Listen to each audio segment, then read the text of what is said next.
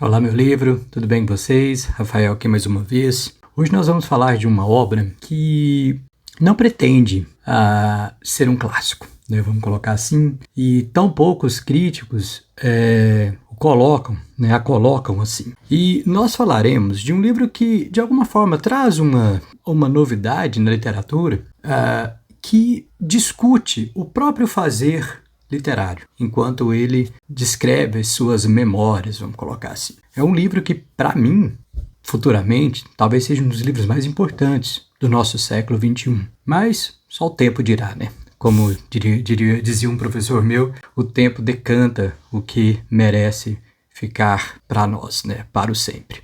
Que livro é esse que falaremos hoje? O livro do norueguês Karl Ove Knausgård, O Fim, Minha Luta 6. Então quer dizer que teve o Minha Luta 1, 2, 3, 4, 5? Sim. E são livros, como vocês podem ver aqui, né, um livrinho muito pequenininho e tal, e eu só marquei a metade porque a outra parte, né, que o miolinho aqui, daqui a pouco eu explico para vocês por que eu não marquei, e o final também, porque ele traz algumas coisinhas de reflexão aqui que se eu fosse marcar ficaria feio, né? Vamos colocar assim. Aí eu deixei essa primeira parte marcada que tem alguns pontos que eu gostaria de discutir com vocês. Sobre o que é essa coletânea, né? Essa coleção de 6 livros? É o autor contando a sua própria vida, suas memórias. E nesse sentido, ele narra. O primeiro livro é sensacional. Eu encontrei sem querendo num sebo em São Paulo, enquanto eu passava as férias lá há muito tempo atrás. Fui no sebo Red Star, se não me engano. E andando ali eu olhei o livro, Minha Luta 1, e a capa muito bonita, uma casinha no meio do nada, assim. Uma capa linda, assim, um nome diferente. E eu falei, deixa eu ver, isso daqui tava barato, peguei. E não dei muita moral não, joguei no banco de trás do carro e ficou ali meses. Até quando eu falei, deixa eu ler isso daqui. E é magnífico. Do primeiro ao quinto volume, nós temos o autor narrando a sua relação. No primeiro volume, principalmente, ele narra a sua vida a partir da morte do pai. E a morte do pai é o ponto de partida dele para escrever toda a obra. Que, segundo ele, quando o pai morre, e aquilo ali é tão intenso para ele, que ele fala, eu preciso escrever sobre isso. Só que aí ele já chega num primeiro dilema. Quando eu escrevo sobre o meu pai, eu estou escrevendo sobre o meu pai, não é aquela coisinha boba de eu escrevo sobre meu pai, mas eu estou escrevendo sobre mim, não. A pessoa que eu descrevo nesse livro, nessas memórias, foi realmente meu pai? E aí isso reverbera para os outros personagens da sua vida. Os livros subsequentes, o segundo narra a infância e parte da adolescência, é o mais sem gracinha assim, porque, não sei, falta alguma coisa ali, mas é um bom livro, vale a pena. O 3 e o 4 e o 5 já vão mais para a parte adulta, já vai mostrando ele tendo as primeiras críticas do seu primeiro romance, ele com o seu casamento, ele o casamento da sua esposa Alinda, o nascimento dos filhos, se eu não me engano ele tem 3, o dia a dia, o processo da escrita, ele conta também que ele já trabalhou tipo no manicômio como voluntário, né, ajudando, ele já foi jogador de futebol, não profissional, mas gostava, saiu da Noruega e mudou para a Suécia, foi para Malmo, e ele viveu um tempo, e todas essas memórias são memórias singelas, memórias simples, de conversa que ele teve com amigos, a dificuldade dele em conseguir falar em público quando ele publica um dos primeiros livros, a reflexão dele com outros autores de sua época, né, vivos ainda, de como lidar com uma possível fama, lidar com a própria literatura, mas é no livro 6 que eu trago aqui para vocês, O Fim, que eu vejo que nós temos um autor, eu não vou dizer completo, mas um autor que entendeu o que estava fazendo. Um cara que conseguiu compreender o que é o fazer literário, fazendo literatura, ao mesmo tempo que ele reflete sobre a história do seu tempo. É sensacional, é sensacional. E ele explora isso de uma maneira, com uma linguagem muito simples, poucas metáforas, ele vai direto ao ponto, ele quer, né, o objetivo dele, ele fala como romancista,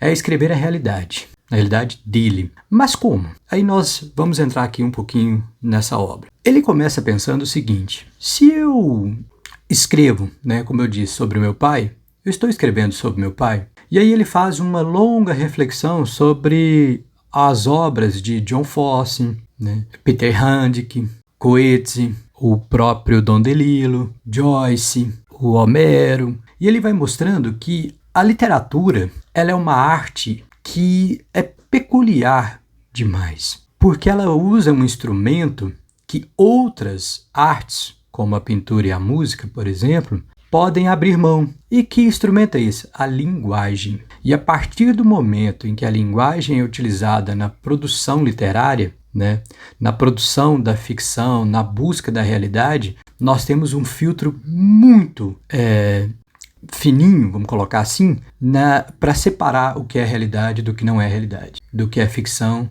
e daquilo que nós realmente vemos, dos sentidos. Então, o que ele está propondo aqui? Ele propõe que a ideia fundamental é que o manejo da realidade, por meio da linguagem, ela é fundamentalmente um escape da própria realidade. A linguagem nunca chega à realidade de fato. E aí ele pausa o livro um pouco e faz uma análise, que aí é o miolinho que eu disse para vocês, de umas 200 páginas ou 300 páginas sobre a Alemanha nazista e principalmente sobre Hitler. É aqui que vem, que eu posso falar para vocês, é uma das interpretações mais interessantes que eu já li sobre o nazismo. E eu não sei se ela é original, porque tudo que eu li do nazismo são interpretações interessantes, são válidas, né? Principalmente a biografia do Kerschau e do Fest.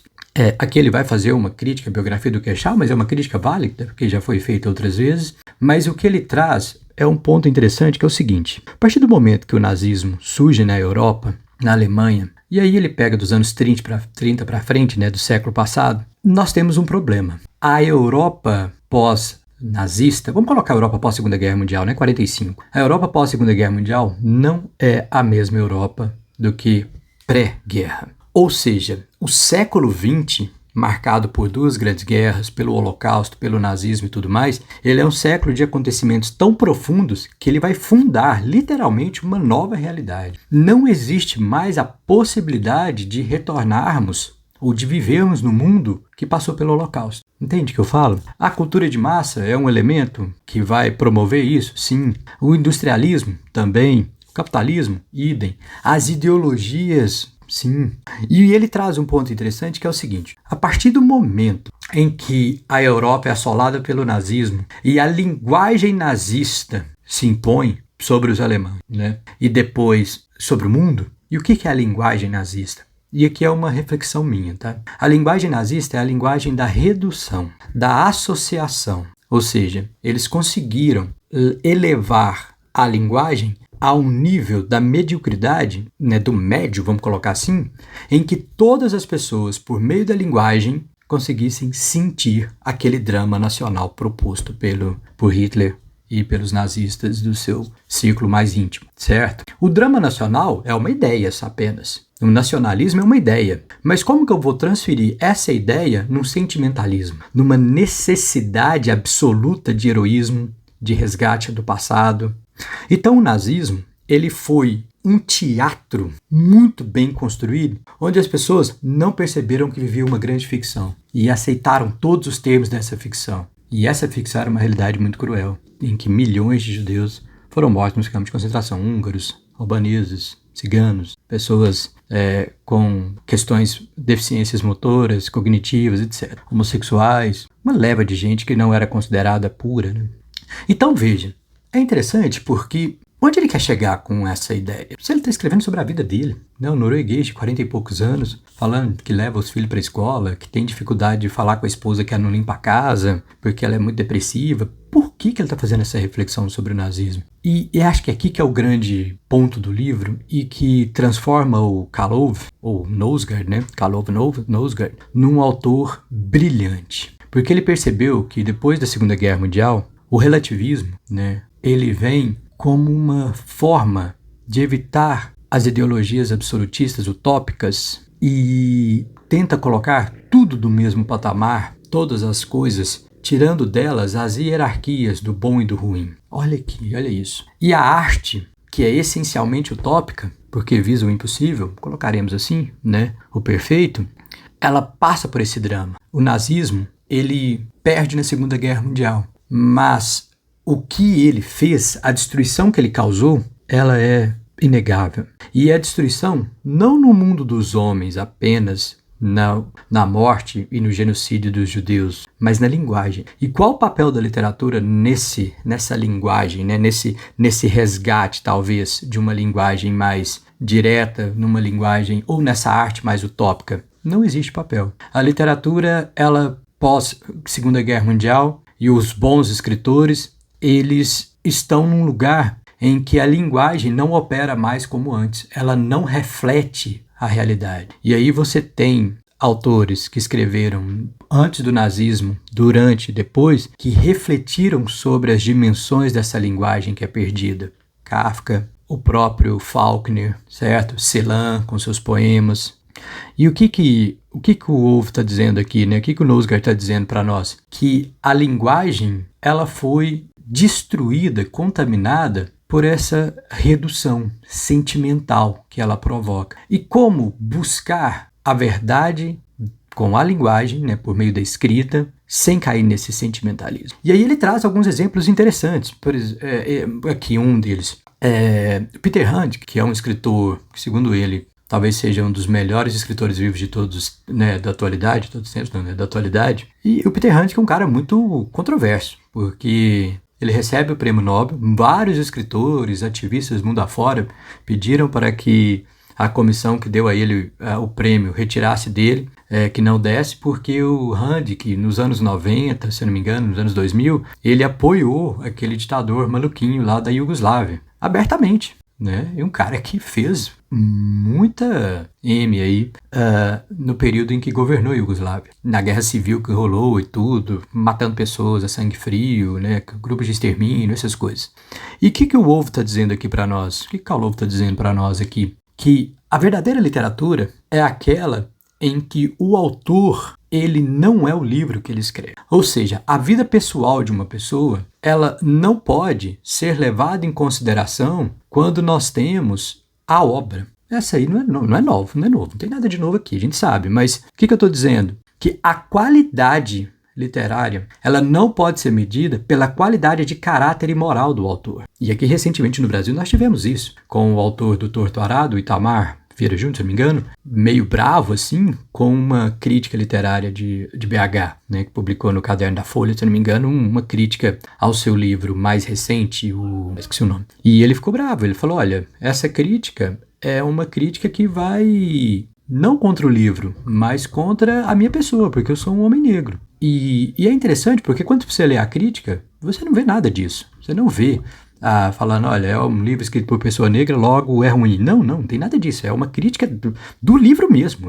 O Itamar nem é citado, né, como pessoa, a vida pessoal dele. E aí, é essa dimensão. É aqui que o livro vai se fundar perfeitamente. Onde está o eu e onde está o nós? Onde está o eu e onde está o eles? O nazismo destruiu tudo. Porque a partir do momento que Hitler cria o nós versus o eles, ou seja, os alemães, o eu, Hitler, o arauto dessa verdade contra os judeus, o eles, eu transfiro e eu despersonalizo completamente o outro. É aqui que está a contaminação da linguagem. Como que eu consigo, e aí a gente pode perceber pelo atual momento político no Brasil, como que eu percebo que eu não estou fazendo parte desse jogo ou que eu estou fazendo parte desse jogo do nós contra eles? É possível não fazer parte disso? A nossa linguagem, ela foi reduzida a associações sentimentais e a uma divisão nada cinzenta, vamos colocar assim, né, preto e branca, total, do outro.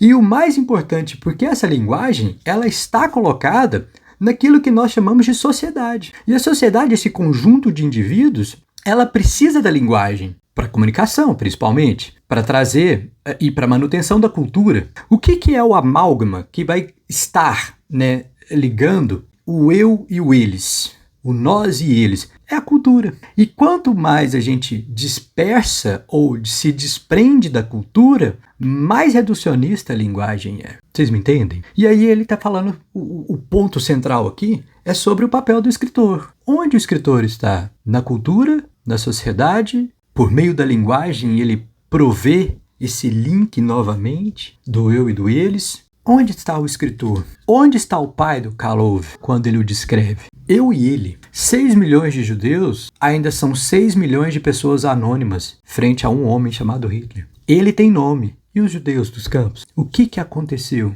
O que aconteceu com o século XX? Então, todas essas reflexões, perdão, todas essas reflexões, elas estão colocadas aqui no meio de algumas coisinhas interessantes, tipo ele acordar de manhã e ter que buscar pão, comprar café para os filhos, levar as 2 menininhas na escola, ficar esperando. Tudo isso no meio dessa realidade que está no nosso dia a dia. Sair de casa, comprar um sorvete, dizer algumas palavras, tudo isso pode ser transformado em literatura. Mas por que a literatura ela é tão valorosa? Porque ela, quando transforma a realidade, a forma, por exemplo, a cadeira, ela tem um objetivo, você senta nela. Como que a literatura trata a cadeira? Vai descrever toda a qualidade daquela cadeira, mesmo dos seus materiais até do seu estofado, dos seus ornamentos, até não só o objetivo dela que é servir para alguém botar a busanfa ali, mas também como um papel social dentro de uma casa. A cadeira é diferente do sofá, ela separa o sofá e une, vamos colocar assim.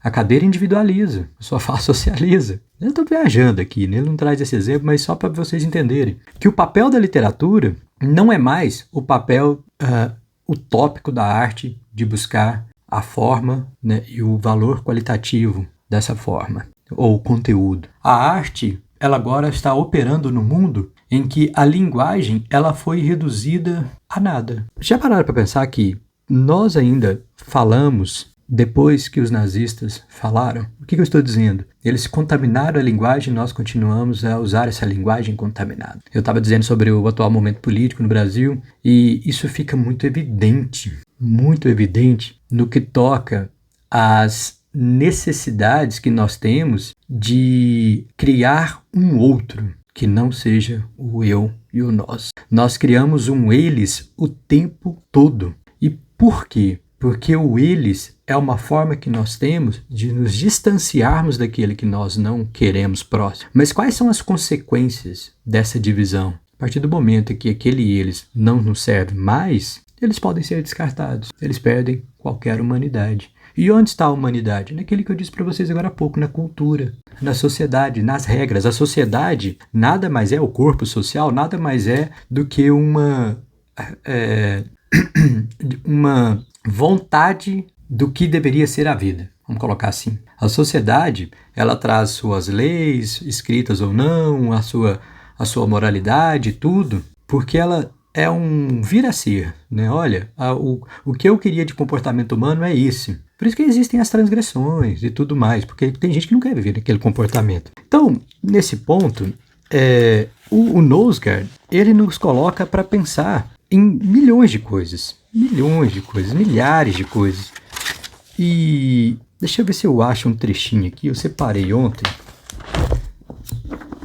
Nossa senhora, só um minutinho. Olha, na página 885, ele escreve assim: a verdade era que eu, ao me sentar para escrever este romance, não tinha nada a perder. Foi por isso que eu escrevi. Eu não estava apenas frustrado, como às vezes sentem-se as pessoas que levam a vida de pais de crianças pequenas que assumem uma série de deveres e precisam renunciar a si mesmas. Eu me sentia infeliz como eu nunca tinha me sentido antes, e totalmente sozinho. Minha vida era horrível, essa era a impressão que eu tinha. Eu tinha uma vida horrível e eu não era forte o suficiente, não tinha coragem suficiente para abandoná-la e começar outra. Com frequência eu pensava em simplesmente ir embora. Diversas vezes por dia, mas eu não conseguia, não havia como, eu não suportava a ideia das consequências que isso teria para Linda, a esposa dele, e para a vida dela, pois se havia uma coisa que ela realmente temia era isso, que eu fosse embora ou morresse. Eu também tinha medo da fúria dela, e eu tinha medo da fúria da mãe dela, as enormes reprimendas que eu havia de receber e a traição que isso significava em relação a Linda e aos nossos filhos eram coisas que eu não conseguia encarar. Mas era justamente isso que havia me levado a escrever um romance no qual eu mandava tudo para o inferno e simplesmente descrevia as coisas exatamente como eram. Apenas quando o livro ficou pronto eu pude compreender o que havia feito. Então reli o manuscrito e cortei os piores trechos. E aí o parágrafo é longo. Mas veja, o que ele está tentando fazer aqui? Esse trecho é revelador do objetivo dele, porque quando ele quer descrever a realidade pura e simples, ele só consegue fazer isso se ele for verdadeiro consigo mesmo. É uma obra de confissão? Não. É uma obra de memórias? Sim, claro. Mas essas memórias, elas colocam esse autor em qual lugar? no lugar de um ser humano. Ele é um ser humano. Num mundo em que os valores, e não falo como conservador ou como um progressista, não é isso. O mundo cujos valores da imagem de si estão muito mais ligados a avatares de redes sociais do que a verdade de si. Como que eu posso ser um sujeito verdadeiro se eu não consigo operar essa verdade por meio da linguagem? E esse é o ponto. Quando Hitler convence milhares de alemães a seguirem a sua ideologia, a acreditarem no drama nacional que ele impõe, na vergonha de 1918, nos judeus como inimigos do Estado, quando ele faz isso tudo, o que ele está operando nas pessoas? Ele está dizendo que, por meio da linguagem, obviamente, para que elas renunciem o que elas são e vivam o que está sendo colocado naquele palco. Então, quando nós pensamos sempre em por que os alemães aceitaram o nazismo, lembrem-se disso. É porque eles perderam a noção de si. Eles não compreenderam que naquele momento a linguagem ela não operava mais em favor da verdade, mas em favor de um drama, de uma utopia absoluta, de uma verdade absoluta, que não tinha nada de verdade, obviamente. Então, nesse sentido, nós estamos ainda sujeitos a vivermos esses dramas. É perigoso. O relativismo que vem logo após a Segunda Guerra Mundial, a ideia de colocar todas as coisas no mesmo nível, ela é válida, porque ela é uma forma que foi encontrada principalmente pelas artes, né, que usam a linguagem para dizer que tudo tem o mesmo valor, e aí nós evitamos esses dramas absolutos, como o nazismo, essas utopias, mas o que temos é que o relativismo ele torna tudo muito medíocre, porque a gente sabe que o que eu escrevo jamais será tão bom quanto o que o Nosgard escreve. Todo mundo sabe o que o Da Vinci fez jamais poderá ser comparado a um Edward Hopper, que eu gosto bastante. Jamais. E por quê? Porque a arte tem uma coisa que é dela. Ela não pode ser imitada. A arte não pode ser repetida. Entendem? Então a literatura faz parte disso, dessa busca pelo único e local. A literatura, ela tenta descrever, por mais abstrato que seja a sua arte, né, o seu tema, ela tenta descrever o único local, de uma forma muito pura e verdadeira. E o que aconteceu no mundo pós-nazista? Pensemos nos autores pré-nazistas. Pensemos nas primeiras obras do Thomas Mann. Pensemos nas obras do Balzac. Pensemos nas obras de Stendhal e outras do século XIX. São obras que descrevem um mundo burguês que não existem mais. Óbvio que ali também estava já prenunciado, vamos dizer assim, né, anunciado, a decadência desse mundo, né? Não uma decadência, mas o negativo desse mundo, os efeitos colaterais desse mundo. Mas aquele mundo pré-45, ele não existe mais. Ele é incompreensível para nós. Por quê? Porque nós jamais apagaremos o drama nazista. E aí, nesse ponto, Hitler, ele é um homem e um nome, certo? Ele é mais um nome do que um homem, que vai perdurar ao longo do tempo, ao lado de 6 milhões de judeus anônimos. E qual é o papel da literatura aqui? Então, eu já estou repetindo isso várias vezes. É tentar não manter a memória, mas buscar a zona cinzenta do eu contra o eles. E aí a literatura engajada, a literatura ideológica, ela presta um desserviço, se eu posso colocar assim, a essa arte literária proposta pelo Nosgard. Por quê? Porque ela insiste no eu contra o eles. Ela opera na afirmação dessa dicotomia. Então a realidade é o único objetivo da literatura. E como ela é descrita, essa realidade, aí é o valor literário de cada autor. Quando Borges escreve o Pierre Menard, autor de Quixote, e o Menard vai lá e consegue reescrever o Quixote inteiro. E quando você começa a ler o Quixote do Menard, nas mesmas palavras do que usado pelo Cervantes no século 600 anos antes, século 16, 15, não sei. O que nós temos? Que a obra de arte ela é inimitável. O que o Menard fez, né, citando o Borges aqui, foi, olha, eu consegui operar por meio da linguagem que o eu do século XX compreendesse aquela obra muito diferente do Cervantes. Por quê? Porque as palavras, elas também são históricas. Elas têm a sua historicidade. Então, a busca do autor pela realidade, é para tentar compreender o que é essa cultura, esse social, o eu, o eles e o nós. Certinho? Gente, leiam Nosegard, leiam o primeiro livro, leiam o sexto livro, leiam o segundo, terceiro, quarto, quinto. Vale muito a pena, muito a pena. É uma obra de um ganho literário sem precedentes. Muito obrigado, curtam, não deixem de se inscrever e até a próxima.